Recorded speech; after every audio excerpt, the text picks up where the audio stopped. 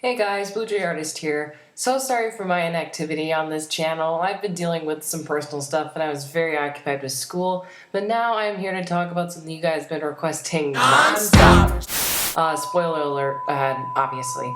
The Apprentice Quest, the first book in the newest series of Warrior Cats by Aaron Hunter. This book follows the children of Bramblestar and Squirrelflight, Elderpaw, my son, and Sparkpaw, Squirrelpaw 2.0. Elderpaw is sent on a quest to go and help SkyClan, and everything you expect out of a Warrior Cats quest story happens.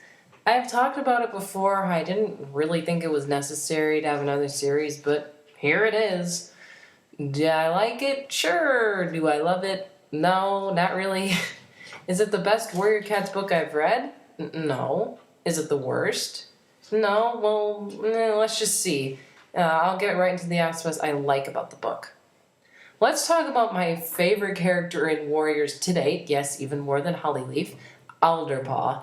He is my son, and I will protect him. Okay, most of the heroes in Warriors are pretty bland and cliche, nice guys. Not Elderpaw. They give him kind of this anxiety thing going on, and he's so uncertain of everything. It just makes him so much more relatable to the audience, and it's just a nice breath of fresh air in the main character department kind of thing. Firestar wasn't really that relatable. You just feel bad for the poor guy as well, since he's been forced to be the medicine cat. I'll talk more about that later. Just because he's not as good as, hunting and fighting. I mean, you could argue that since he's able to walk in StarClan, that he needs to be a medicine cat, but wasn't Firestar doing the exact same thing, and he wasn't forced to be Yellowfang's apprentice? I like the idea of SkyClan being brought up, and the fact that it didn't really work out in the end trying to save them, since they've been taken over by the rogues. That was actually kind of scary, I'm not gonna lie. SkyClan had been pretty much ignored since their Super Edition and Firestar's Quest, and it was nice to kind of see sort of a continuity, even if they're not my favorite subject matter. I did like Sandstorm in this book as well. Cool elder going on the journey. That scene between her and Elderpaw as she's going to StarClan was actually really touching. I felt the emotion, and the dialogue was really kind of smooth and written well. Kind of random to say, but I also like the cover art. I like the new art style for these covers. They're just very appealing to look at. I like them a lot more than the old ones. I mean, they'll always be special to me because, they're the old covers and that's what I grew up with, but I don't know, I just really like them. Like the shading and the coloring and the expressions, really good. Lastly, even though I didn't really like the end result of the book, I do like that the clans are trying to work together. It would have been annoying to have gone through the events in Bramblestar Storm, and then in this book everyone went back to hating each other and not talking to each other. I mean, they're not, in perfect unity. They're not ring around the rosy with each other, if that's even a word. But at least it's something. I mean, I don't know. They're not all really happy-go-lucky people. They're still fighting, but not in the same way they were when say Blue Star was the leader. Okay, now on to the negative. Holy crap, do I hate Needlepaw. While this book produced now my favorite character, it also produced this spawn that has become my least favorite character. Yes, even more than Dovewing herself, who actually wasn't really that bad in this book because she did nothing.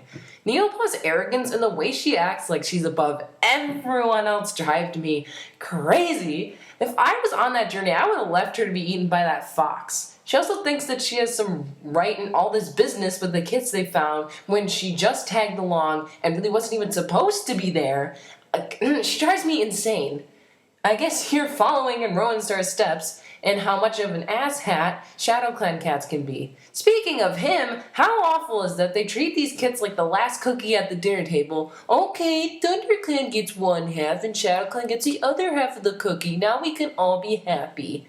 It just seemed really inhumane and wrong.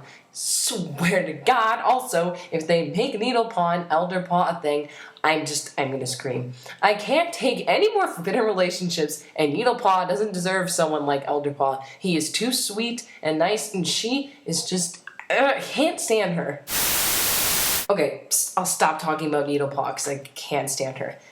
I really did like the first fourth of the book, but when Bramblestar was like, "You must find SkyClan," I just groaned. I was like, "No, these journey stories get so boring, so fast. There's just a point where I can't take them anymore." It's like, "Oh, they went hunting, then this happened. Two Legs chased them. Oh no, we gotta travel through the Two Leg territory." It just gets so boring after a while.